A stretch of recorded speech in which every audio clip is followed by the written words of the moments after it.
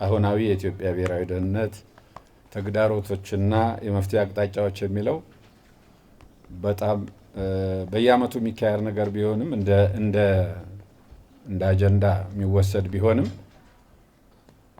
በመሰረቱ ግን ደግሞ አሁን ባለንበት ሁኔታ በጣም አስፈላጊና ወቅታዊ የሆነ አጀንዳ ነው። ያለንበት ሁኔታ ግልጽ ነው። በውስጥም በውጭም ችግሮች ያሉበት ሁኔታ ነው። በእርግጥ ሁለቱንም እኩል አድርጎ ማቅረብ ትንሽ ያስቸግራል። የሚያመዝነው ውስጣዊ ሁኔታችን፣ ዋናውም ቁልፉ ነገር ውስጣዊ ሁኔታችን፣ የውጭው ያንን እየተጠቀመ የሚመጣ ነው። አገራችን እያተራመሰ ያለው ነገር ጽንፈኝነት ነው። በዋናነትም ይሄ ብሔር ጽንፈኝነት ነው። በተለያየ አቅጣጫ ይምጣም፣ በሰሜን በቲፒኤልኤፍ አክራሪ አመራሮች በኩል ይምጣ፣ በአማራ ፋኖ በሚባሉ አክራሪ የአማራ ናሽናሊስቶች ይምጣ፣ በኦሮሚያ በሸኔ ስም በኦነግ ስም በኦላ ስም የሚንቀሳቀሱ አክራሪዎች ስም ይምጣ፣ በአብዛኛው በሀገሪቷ ውስጥ እየተካሄደ ያለው ነገር የብሔር ጽንፈኝነትና ከዚህ ጋር ተያይዞ እኔም ማልመራት እኔ እንደፈለግኩ ማላረጋት ኢትዮጵያ ለእኔ አጠቅመኝም፣ ስለሆነም ይህንን ሰላሟን በማደፍረስ አጠቃላይ እድገቷን በመክታት ችግር ውስጥ የመክተት አይነት አባዜ ነው። የዚህ ደግሞ ዋነኛው አቀንቃኝ ልሂቁን፣ ያው እንደምታውቁት ህዝቡ አይደለም፣ ልሂቁን። ይሄ ልሂቅ ከየትኛውም ብሔር ጫፍ ይምጣ ከራሱ ስልጣን ፍላጎት ባሻገር የህዝብ ደህንነትን፣ የሀገር እድገትን፣ ሉዓላዊነትን የሚያከብር ኃይል አይደለም። ለየትኛውም አይነት አስተሳሰብ ማለትም ሁሉን አቀፍ አስተሳሰብ የማይገዛ ነው። ዛሬ ምን ደረጃ ላይ እንደደረስን እያያችሁ ናችሁ። ችግሮች፣ የውስጥ ችግሮች በውስጥ መታየትና መፈታት ሲገባቸው ግን የውጭ ኃይሎች ጭምር ጋር በመጣመር የራሳቸውን ፍላጎት በህዝብ ላይ ለመጫን የደም መፋሰስ ሂደት እንዲቀጥል እያደረጉ ይገኛሉ። የውጭ ኃይሎች የራሳቸው ኢንተረስት ቢኖራቸውም በዋናነት ግን የውስጡን እየተጠቀሙ የውስጡን ሁኔታ እያራገቡ ችግር እየፈጠሩብን ነው ያሉት። አሁን ያለው የቲፒኤልኤፍ አክራሪ አመራር ምን ደረጃ ላይ እንደደረሰ እየተከታተላችሁት ነው ያላችሁት።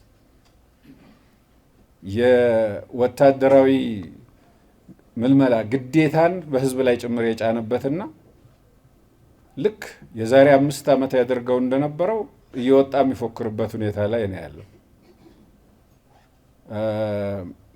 ከዛ ጋር ተያይዞም ከኤርትራው አምባገነን መሪ ወይም ደግሞ አካላት ጋር እየተሳሰረ ከዛም አልፎ ከሱዳን ጋር እየተሳሰረ ከውስጥ ካሉት ጸረ ሰላም ኃይሎች በምንም በዓላማ ከማይገናኙ ጸረ ሰላም ኃይሎች ጋር እየተሳሰረ ችግር ለመፍጠር በዝግጅት ላይ ነው የሚገኘው። በሚያሳዝን ደረጃ ባለፈው ጊዜ የተካሄደው ጦርነት ሳይበቃ አሁንም የትግራይን ወጣቶች ወደ ጦርነት ለመማገድ እየተዘጋጀ ነው ያለው።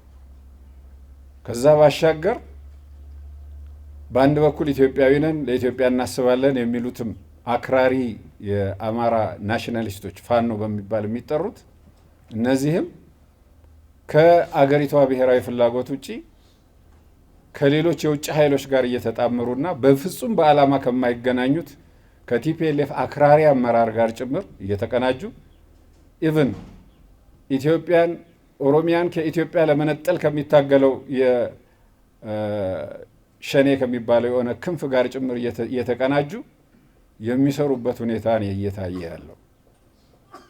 ምንም ይሁን ምን በየትኛውም አቅጣጫ እኛን ወደ ስልጣን የሚያመጣ ከሆነ ድረስ ኢትዮጵያ ፈርሳም ተበትናም ቢሆን እንደርስ ብንሄድበታለን የሚል አካሄድ ውስጥ ነው እየገቡ ያሉት። የተስፋ መቁረጥ እና የኢትዮጵያ ሁኔታ ወይም ደግሞ የኢትዮጵያ ልሂቃን ሊባሉ የሚችሉ ሰዎች የሚያደርሱት ልሂቃን ሲባል አክራሪ ልሂቃኑ እያደረሱ ያሉት በደል ቀላል የሚባል አይደለም። ትውልዶች ዋጋ እየከፈሉ ነው ኢትዮጵያን ያቆዩት። የሩቁን ትተን ባለፉት 50 እና 60 ዓመታት ብቻ እንኳን ብናይ ከውስጥም ከውጭም በተቀናጀ እንቅስቃሴ ኢትዮጵያውያን ብዙ ችግር ነው ያሳለፉት። ብዙ ወጣቶች ህይወት ከፍለዋል።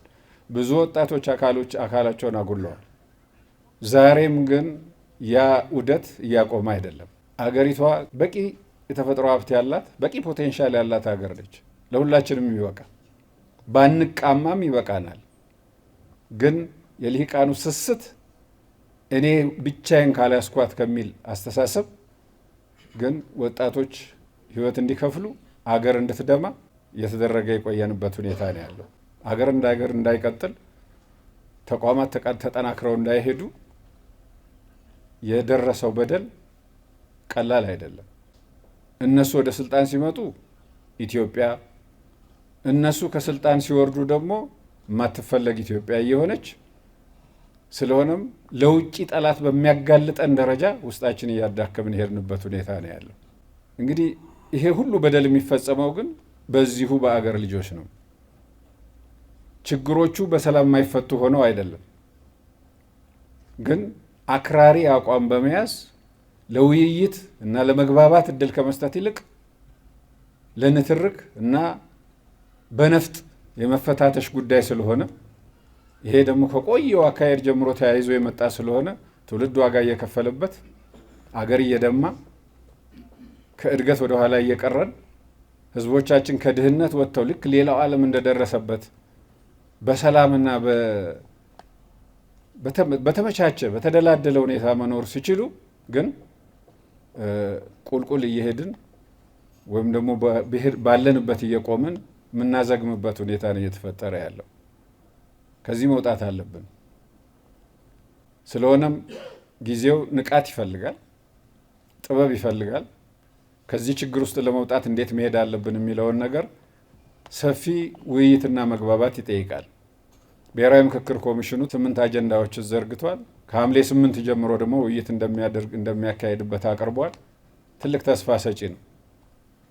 ይሄ ልሂቅ የኢትዮጵያ ልሂቅ ሁልጊዜ የችግር አካል እንጂ የመፍትሄ አካል ሆኖ የማያውቀው ቢያቅም በጣም በጥቂቱ፣ አብዛኛው ግን የዳር ተመልካች ሆኖ እንዳለ ሲገለጽ ቆይቷል። ስለሆነም የመፍትሄው አካል ሆኖ በዚህ ውይይት ላይ በጽናት ከተሳተፈ ለውጥ የማይመጣበት ምክንያት የለም።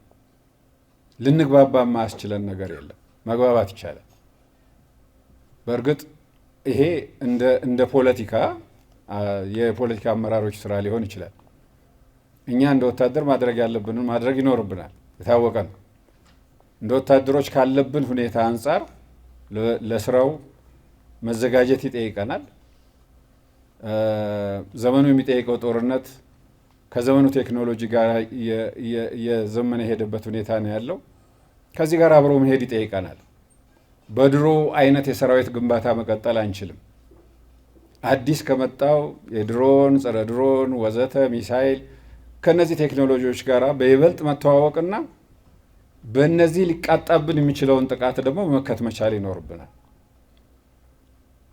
ስለሆነም ሰራዊታችን የውስጥ ችግሩን ከመቋቋም ባሻገር ከውጭም ሊመጣ የሚችለውን ደግሞ በዘመናዊ ቴክኖሎጂ የውስጡም ዘመናዊ ቴክኖሎጂ አይታጠቅም እያልኩ አይደለም፣ ግን ከውጭ በስፋት ሊመጣ የሚችለውንም እያሰበ ከዚህ አንጻር የሰራዊታችን ስልጠና ሞደርናይዝ እየተደረገ ጊዜውን የሚመጥን እየሆነ ትጥቃችንም ጊዜውን በሚመጥን ሁኔታ መንግስት እና ህዝብ ካለው አቅም አኳያ እየታጠቅንና እየተዘጋጀን መሄድ ይጠይቀናል።